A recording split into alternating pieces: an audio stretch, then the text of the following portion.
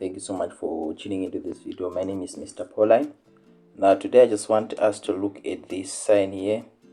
So this is one of the signs that do get a lot of people confused. So I just thought that I just take some time to talk about this sign. So I've compiled a question here. So this is one of the typical questions so that I've seen most of my students, they do struggle with this question.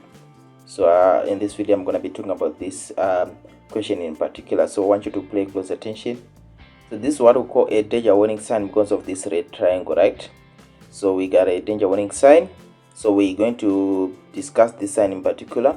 But before we do that, please just take a moment to subscribe to the channel. And also I want to tell you guys about our VID computerized pre-test.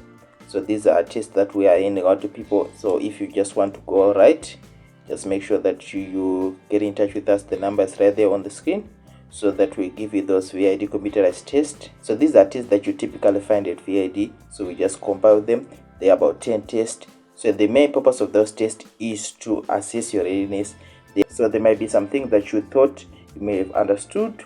Those tests actually help to point out those areas that you thought you may have understood yet you didn't.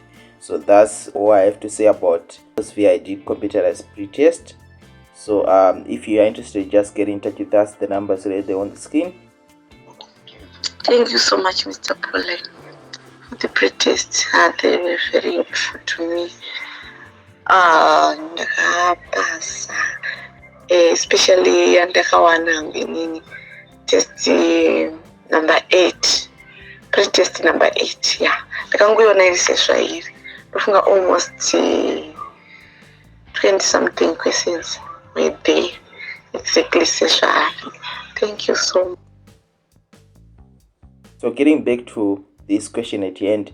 So this question is asking us, what should you do when you come across this sign? Okay, so this sign is what we call a steep descent sign. As you can see, this vehicle is going down, right?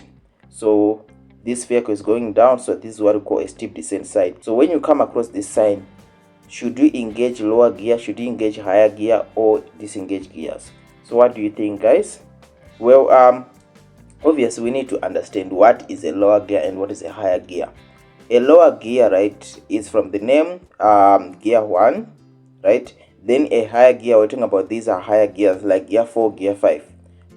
So you now understand the numerical aspect when you talk about lower gear and higher gear. So lower gear is gear 1 and higher gear is gear 2. So one thing that we know about gear 1 is that it is used to move off a car, especially when you are in stationary.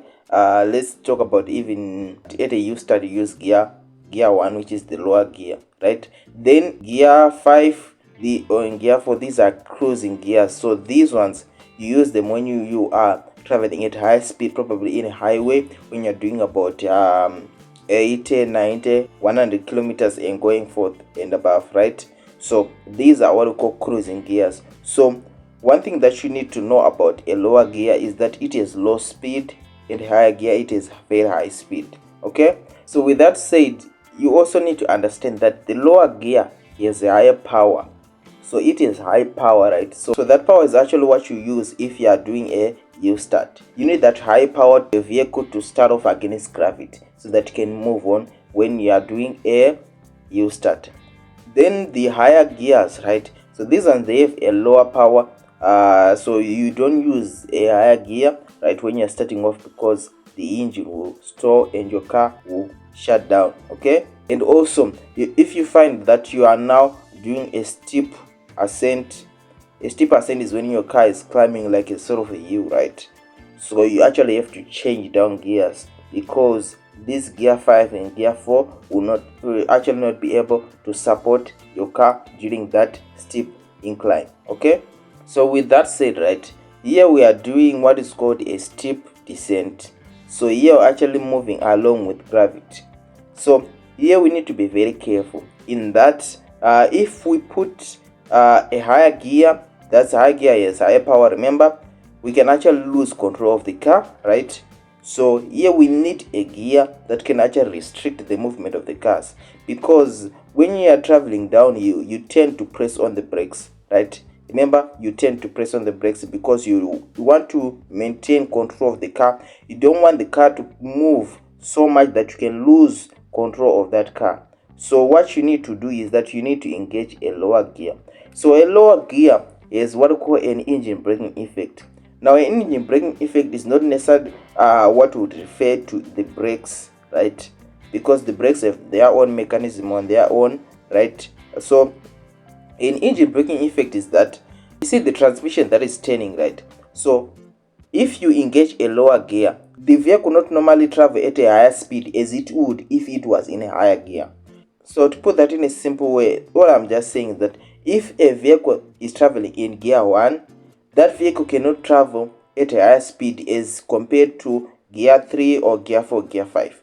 That is why each time you are traveling down the road, then you increase your speed, you have to change to higher gear because the lower gear cannot support higher speed. So you put your vehicle in a lower gear when you come to this sign because you want to restrict the speed of the vehicle. Because remember, this is a steep climb.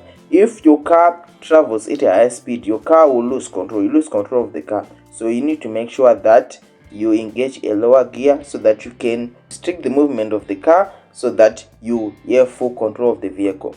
So in combination with pressing on the brakes, just engage a lower gear. In automatic cars, the car will actually engage a lower gear for you. It will actually do it automatically because the car recognizes that we are now going at a steep descent. So it's what we call a free fall, where gravity is actually helping you. So the car will engage a lower gear so that lower gear in some sense will actually restrict the speed of the vehicle to help the driver keep control of the vehicle. Okay, so our correct answer here is A, right?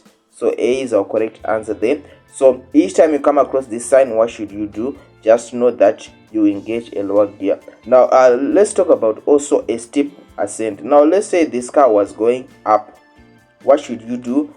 Just because I don't want to take much time on this, I'm just going to answer it. You also engage a lower gear. Why? Because the lower gear is that high power. Now remember, if you are doing your practical lessons or you've seen someone doing their practical lessons, you know that if someone is doing a U start, they always start with gear 1 because it is high power. So you need that high power to move against gravity because here we are moving up a U, so you need the high power.